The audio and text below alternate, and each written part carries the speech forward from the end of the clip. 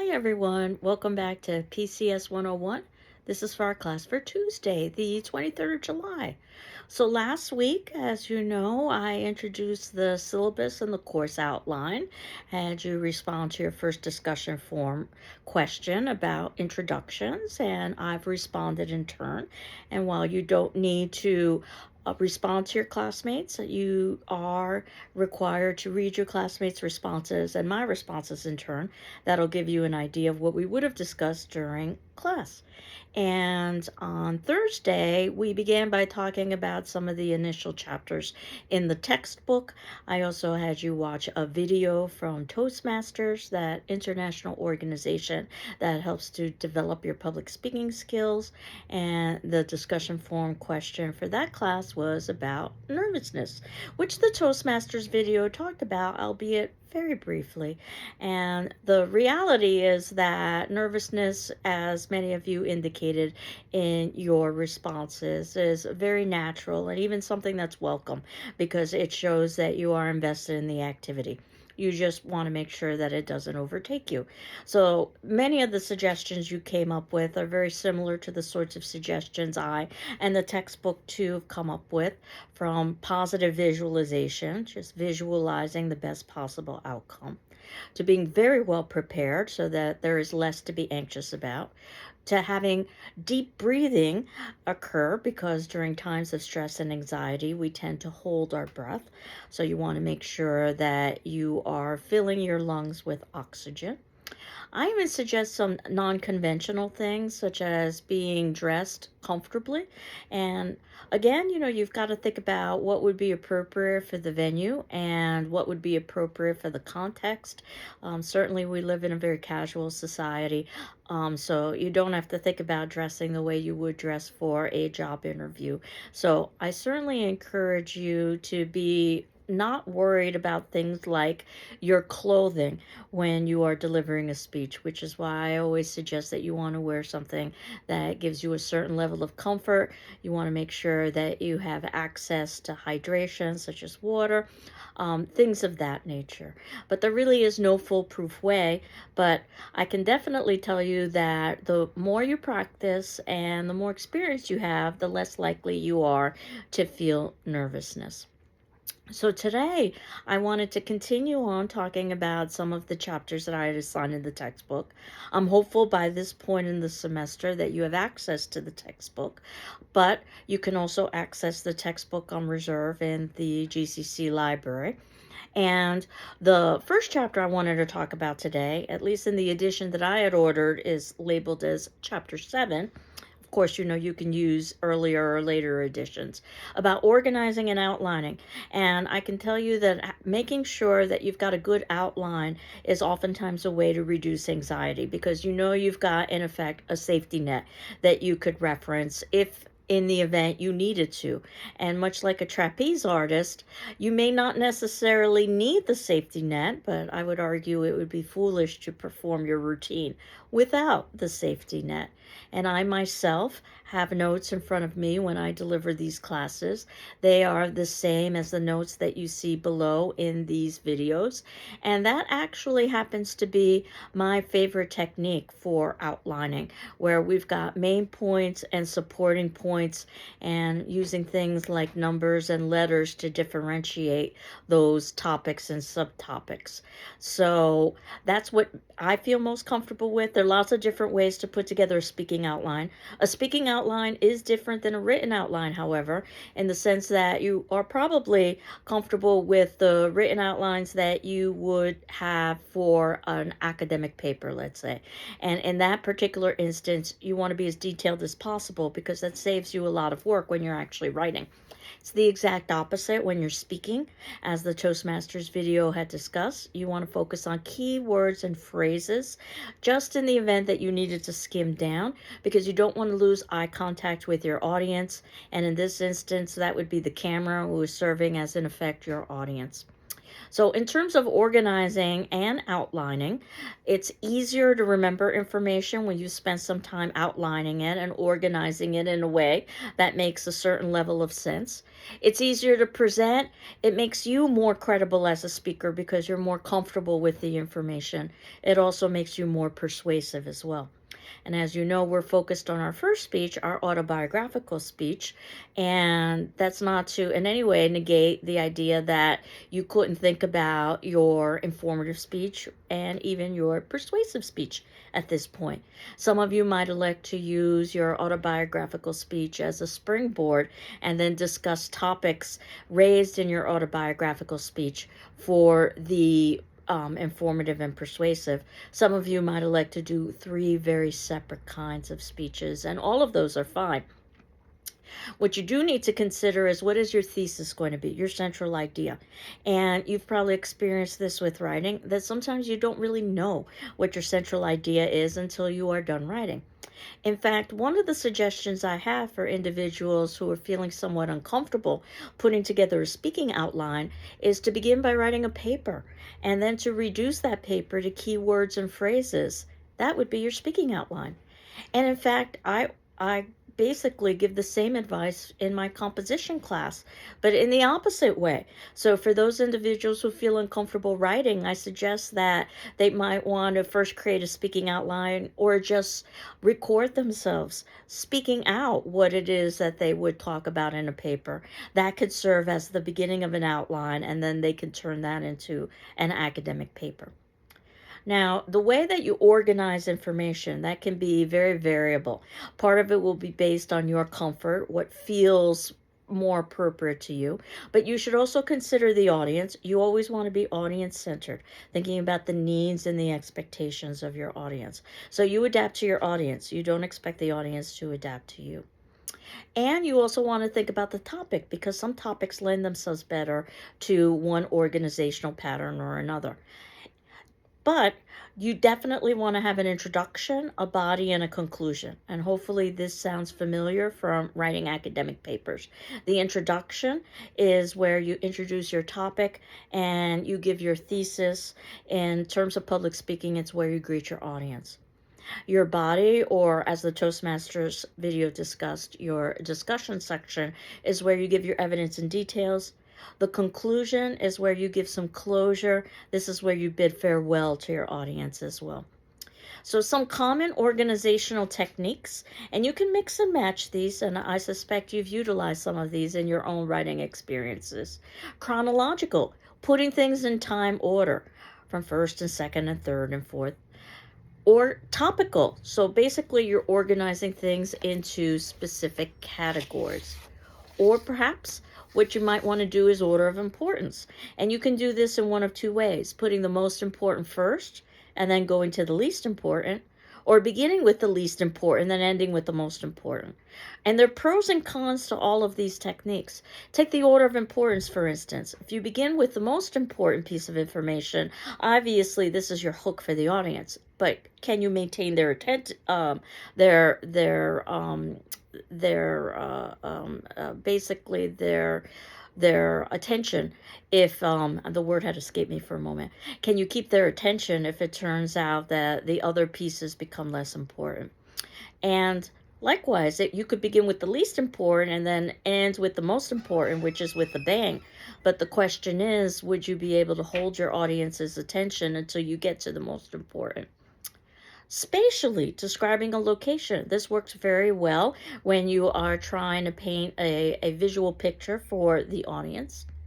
Or causal relationships, how one thing influences another, though that isn't necessarily a cause and effect relationship. I think about something like trying to sell a piece of property or real estate and all the different techniques you could use to sell that particular property. That will be based in part on your comfort level as, let's say, the seller, but also will be based on the buyer and how and what is important to that particular person or persons looking at that property. And then, of course, the property itself. In other words, you can think of it as the topic. So would you want to talk about that property from a chronological perspective, which would work very nicely for an older property or perhaps for new construction? Or would you want to talk about that property in terms of topics, that there are four major elements you wanted to discuss about this property? Or perhaps you want to talk about this property in order of importance. That sometimes can be subjective. What is important to one audience or one buyer might not be important to another audience or another buyer. Or spatially, you can describe what the property looks like so the viewer can get a sense of what it might appear like. So again, you can mix and match. There is no one good organizational pattern. Again, it'll depend on your audience, it'll depend on your topic, and it'll also depend on you as well. Some suggestions from the textbook that are very similar to my suggestions is that when you talk about things that are familiar to an audience, they're more likely to grasp unfamiliar things. It's an old teacher technique that you start with the old material first and then you build upon it. Or questions. You can ask questions. The idea is that either you provide the answers or the answers are obvious. That's what a rhetorical question is. When you ask a question, you don't necessarily expect a response, though you be surprised what can happen in a live venue.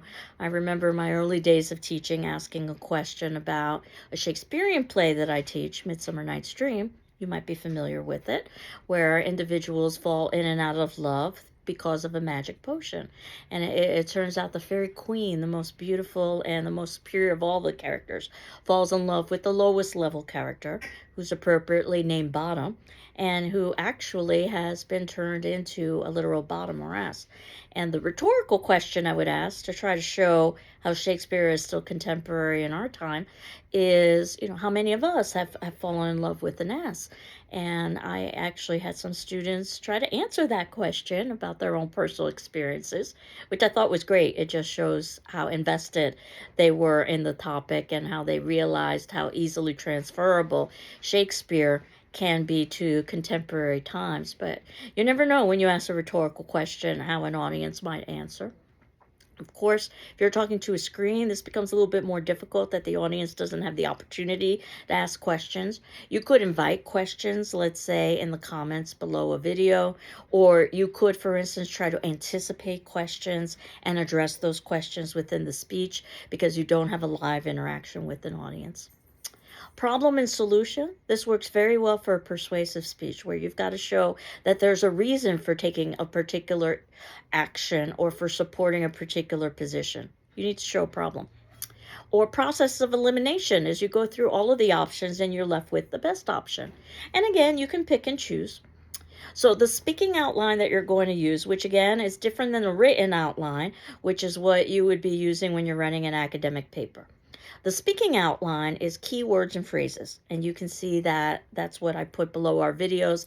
That's literally what I have in front of me right now in paper form in the event that I needed to refresh my memory about what to discuss.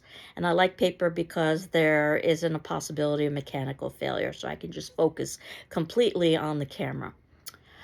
If you have stage directions for yourself, I've even had students do things like give stage directions to breathe deeply just to remind themselves to do that.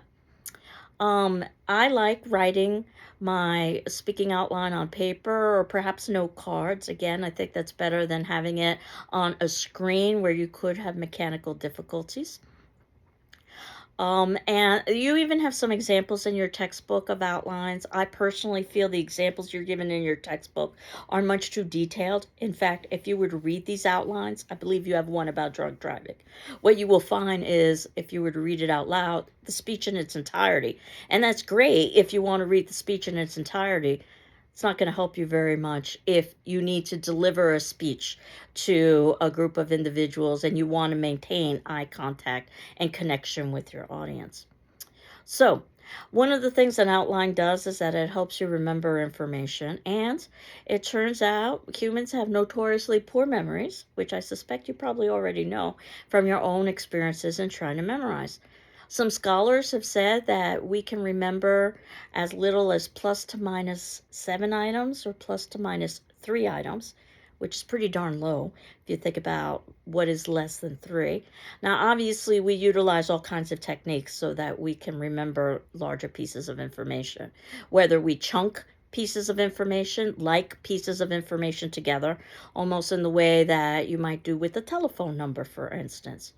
Or you use a memory device. There's a term for this. It's called mnemonics, where you might use a song or a jingle or an acronym, where you're using the first letters of each word to remember something.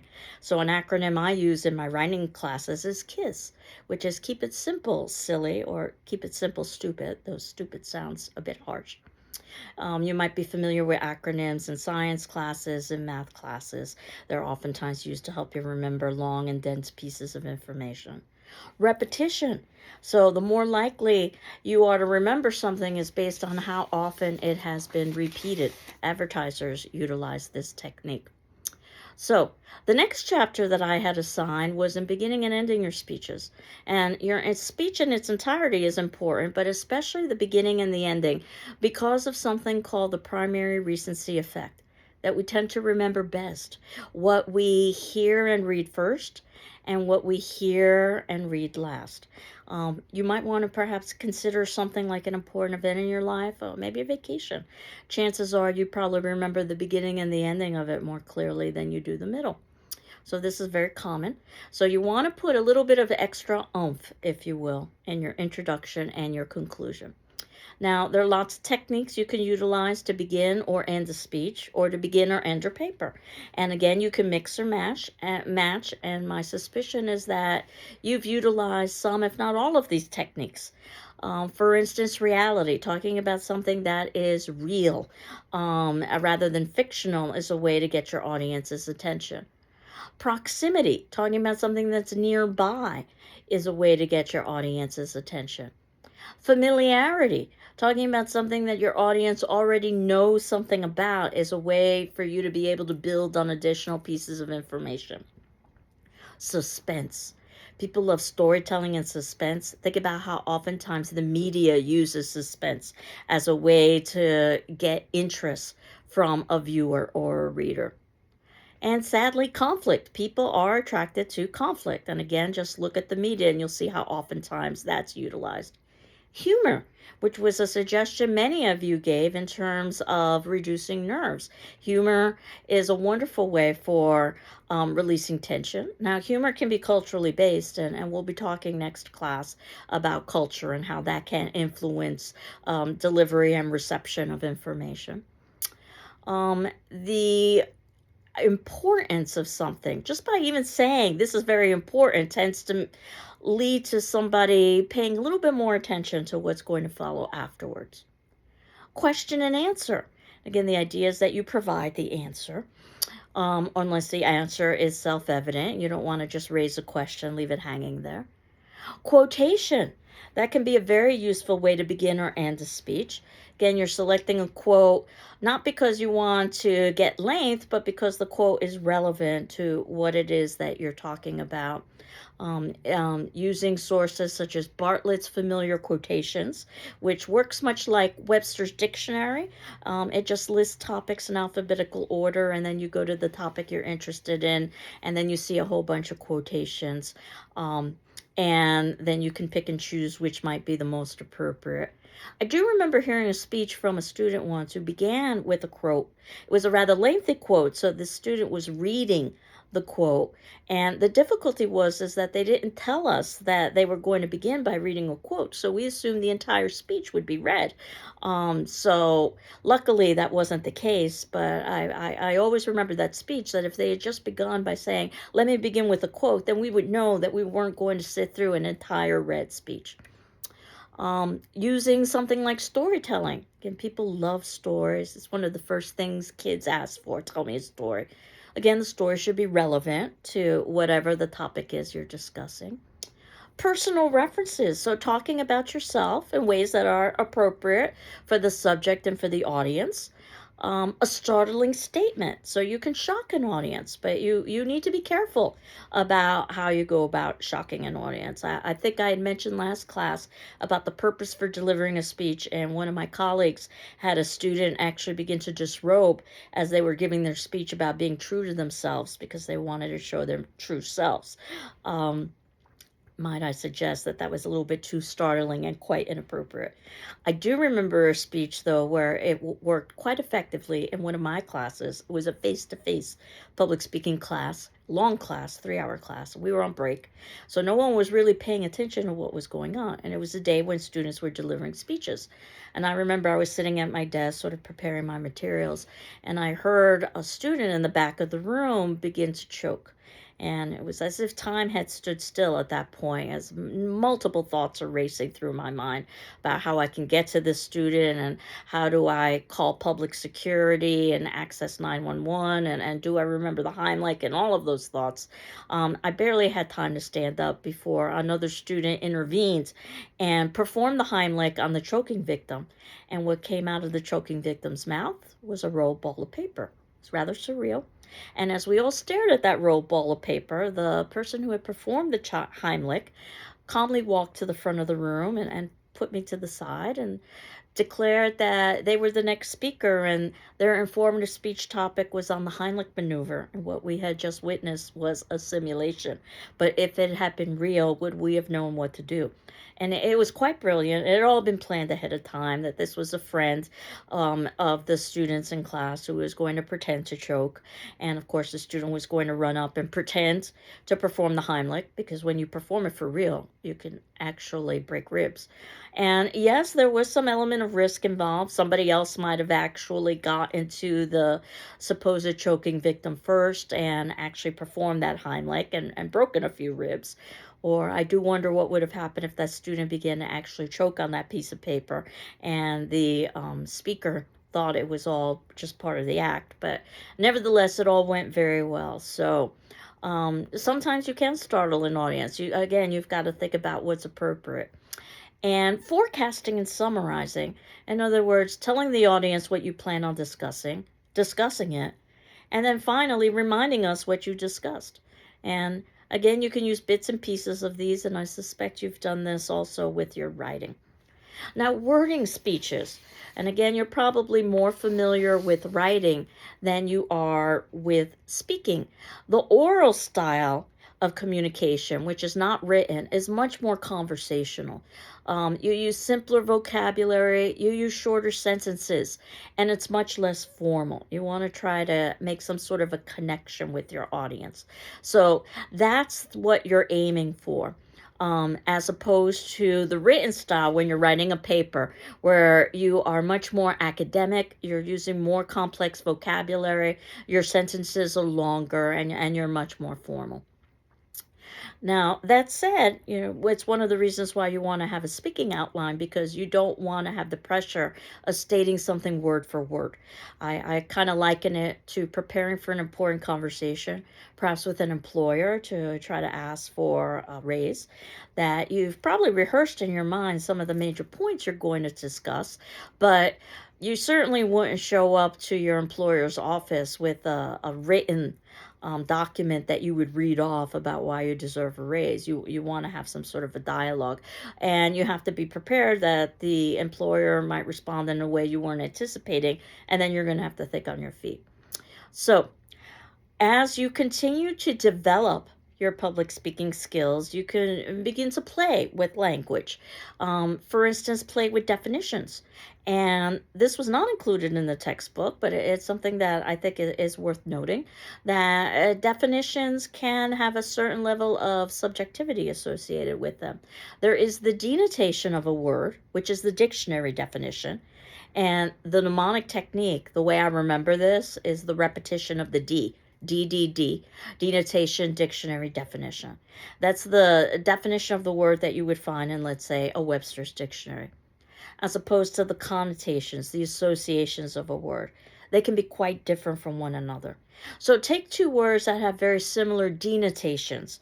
Let's say cheap and frugal. You don't spend a lot of money. The connotations or the associations are quite different.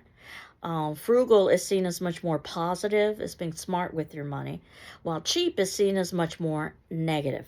So you need to think about not just the correct definition of the word you're using, but all of the nuances and the emotional associations with those words.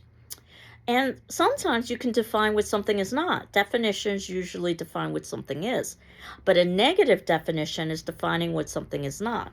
So, for instance, I might say that by rich, I don't mean having a lot of money, I mean having health and happiness. That's probably not the dictionary definition you'll find for rich, but again, by telling you what it isn't, then I can tell you what it is. And then there's a contextual element to definitions that is defined by the situation. So take a very simple word like brief. It means very different things in very different contexts or situations. In an English class, when I'm talking about being brief, I'm usually talking about being concise. But if I were in, let's say, a fashion class, I'd probably be talking about an article of clothing, a brief. If I was in a law class, I'd probably be talking about a legal report, a brief. So again, the context can influence how you perceive a word. So advanced techniques, we think about the great public speakers. And in fact, usually there's some speeches that bubble up to the top. For instance, Martin Luther King's I Have a Dream, for instance. And you shouldn't try necessarily to match the greatness of that. Well, I rephrase. Yes, you can try to match the greatness of that, but you shouldn't be disappointed when you can't. Those speeches are inspired, and more often than not, our speeches are not necessarily inspired in the way that we think about the great orators of our time.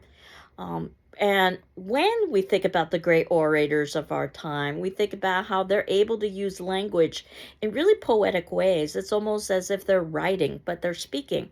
They can use imagery, so they oftentimes use sensory elements that assists with an audience's visualization. They can use metaphor, where they're comparing two dissimilar things without using the words like or as. If you use the words like or as, then that is not a metaphor. That said, they both serve the same sort of function in trying to connect two things that might not be similar. So whether you're using a simile or whether you're using a metaphor, the idea is connecting two ideas that you wouldn't think of as belonging together. I think about a speech I once heard, about an autobiographical speech about a student comparing themselves to, of all things, the color red. And they said they were red. They didn't say they were like red. So it wasn't a simile, it was a metaphor. And they began detailing some of the associations with the color red that were appropriate for their characteristics and their personality. It was quite clever. As the speech progressed, though, it became a little bit more difficult to follow the line of reasoning. Some of the points seemed to be a little bit hazy. At the beginning, making associations with red and passion and danger, and that seemed to make sense. But then the students sort of drifted off and began talking about car batteries and the ports on a car battery. And yes, if this sounds confusing to you, it was confusing to the audience as well. So you want to make sure that if you are going to be talking about a metaphor, especially if it's an extended metaphor, a metaphor that continues on throughout the entire speech, that it's clear to the audience. It's the same with the organizational pattern. The organizational pattern has to be clear to your average person. We will be watching some sample speeches soon that are on YouTube from students like yourself, but in no way affiliated with GCC, so you don't have to worry that you'll end up on YouTube, to give us an idea of some of the things that we may or may not want to do when we put together our own speeches. So you will see perhaps some students try to utilize the metaphor technique. But again, you want to think about these as more advanced techniques.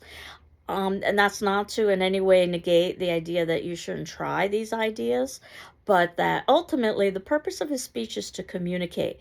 And at this point, we are trying to remember to look into the camera or look into our audience's eyes to make sure that we've got a good speaking outline, to make sure that we are breathing deeply and regularly to help reduce nerves. Rhyme. Again, it's a wonderful technique with language because it gives a musicality to it. We oftentimes see this in poetry where the endings of words sound similar. or alliteration, which is the exact opposite. Now, the beginnings of words sound similar. So you can utilize all these techniques when you're speaking, but you don't want to be bogged down by them. Again, you don't need to have the pressure of reading or memorizing a speech word for word. In fact, you shouldn't do it, as the Toastmasters video talks about, because you're going to lose that sense of spontaneity and informality if you try to do such a thing. You want to have a plan of what you're going to discuss, much like I have a plan, as you can see below this video, of what it is I plan on talking about.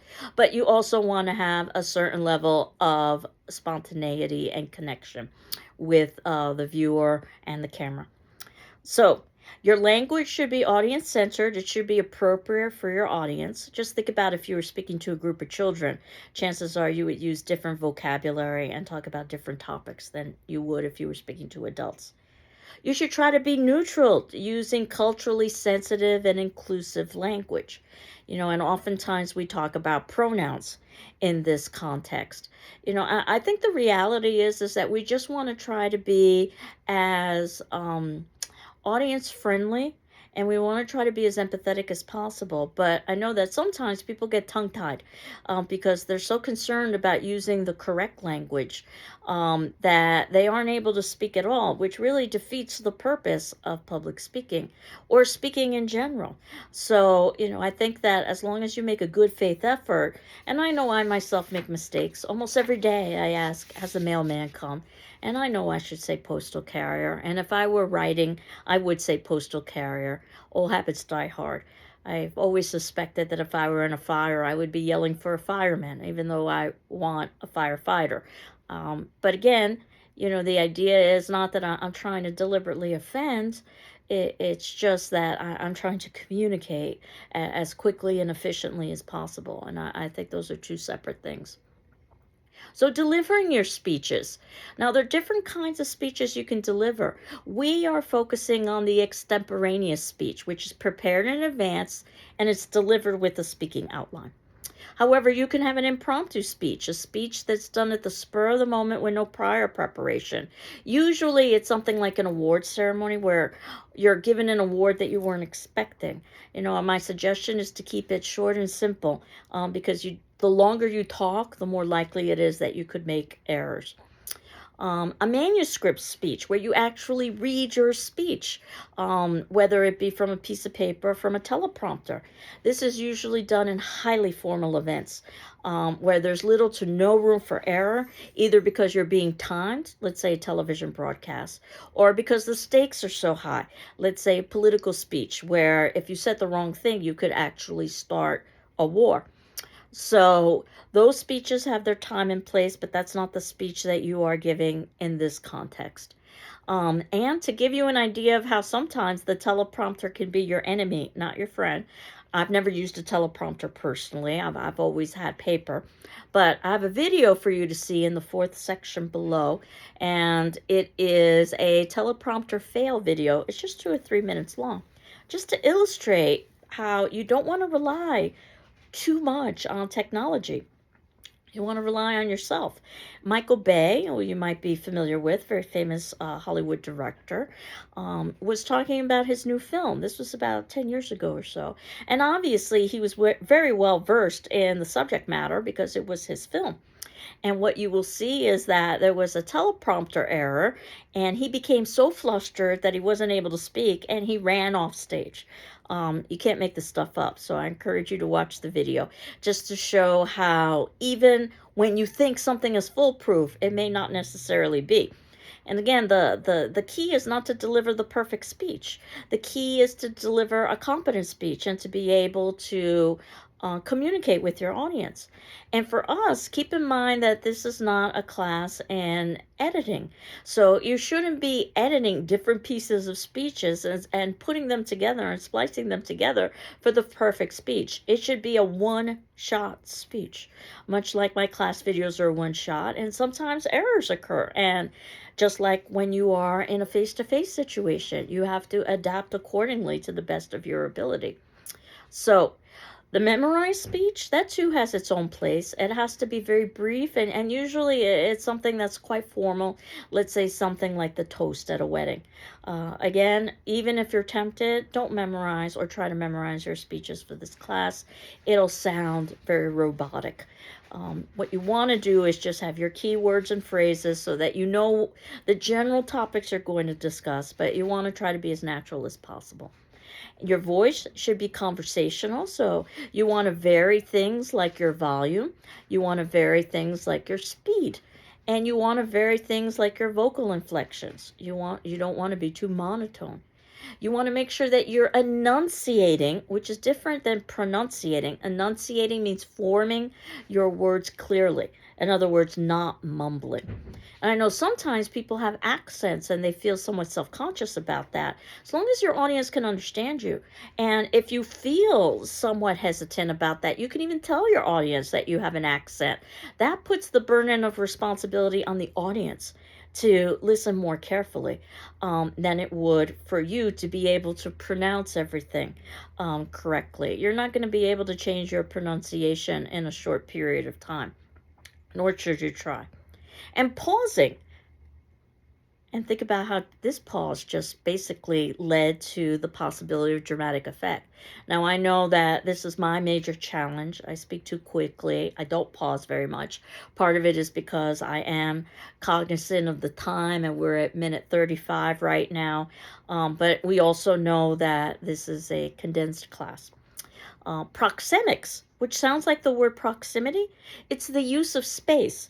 So in a face-to-face situation, think about where your audience is seated. How far away or close are you to the audience? In a filming situation, again, think about your environment. Affect display, your facial expressions. And we tend to read most of a speaker's intent through facial expressions, not necessarily through what they say, but how they say it. Famous example of this was a presidential debate between Richard Nixon and John F. Kennedy in the early days of television, where approximately half of the audience listened to that debate on the radio. The other half watched that debate on television. And what the pollsters determined, if you can believe pollsters, was that the majority of the audience who had listened to the debate on the radio declared Richard Nixon the winner because of the strength of his arguments. However, the opposite conclusion was made by those individuals who watched the debate on television, that Kennedy won that debate because he appeared presidential, whatever that means. But Kennedy was very well groomed and very handsome, and also wore makeup, and Richard Nixon did not. And if you know anything about television cameras, you have to wear makeup because you are going to appear washed out. Now, keep in mind that we are all working with low tech here, so you don't have perfect lighting, and you don't have perfect camera angles, and you don't have a crew. So your video is not going to look as polished as what you would see on TV, nor should it. But you want to make sure that there's enough lighting so that we can see you, that you are aiming your camera so that we can focus on your facial expressions, that the volume is enough for us to be able to hear what it is you're saying. So those are some of the technological things that you want to consider. And I think I've already admitted to you that I basically record these videos on my iPhone. I just have a little telephone stand for it, and then I just upload them onto YouTube, and I'll give some directions about how to upload videos onto YouTube and then post them onto Moodle when we get a little bit closer to our due date. Gesturing is also something, and body language is also something important when you're delivering a speech. It depends, again, on what exactly the camera is focused on. So in this particular instance where I'm speaking to you, you aren't necessarily seeing my full body. You're seeing part of my body, but I'm trying not to be too stiff so that I am still moving my arms. I don't know if you can notice that through my shoulder movements and my head movements. And of course, you don't want to be pacing, or you don't want to be fidgeting to the point where the audience is thinking about your movements. And you can think about all of the reasons why we gesture. Sometimes we gesture to show the size or shape or location of something. Or sometimes we gesture to indicate a feeling, like smashing our fists down to emphasize a point. So that's another way that you can communicate content and emotion. And eye contact. You want to try to have eye contact, particularly with a Western audience, which is what we are. But eye contact varies across cultures. In some cultures, Asian and Hispanic cultures, for instance, eye contact is seen as a sign of disrespect. So you need to be careful and understand again who your audience is. We'll talk a little bit more about audiences and culture in the next couple of classes. But those are some of the things that I want you to consider, not just for your first speech or autobiographical speech, but for speeches in general. So, what's left as we are hitting the 40-minute mark, so thank you for holding on this far, on our class discussion forum. As you know, your discussion forums are due 48 hours after our Tuesday and Thursday classes. I try to post our Tuesday, Thursday classes the night beforehand, but you can expect that by Tuesday at 9 a.m. and Thursday at 9 a.m., you should have a class to watch.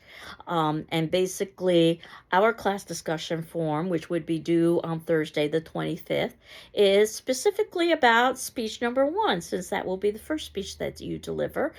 What do you think will be your biggest challenge delivering speech number 1, and why? And you might have already noticed I ask questions that don't have right or wrong answers. I'm more interested in your thinking and your reasoning and the ability for you to not only express yourself, but read your classmates' expressions and my responses in turn.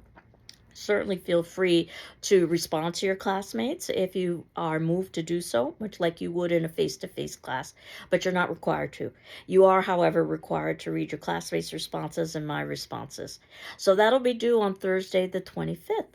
And then what we will do is we will continue on forging ahead, getting through as much of the textbook as possible so that we can get ready to actually start delivering speeches. So I hope you're doing well. I'm doing well, and we will continue on next class. Take care. Bye-bye.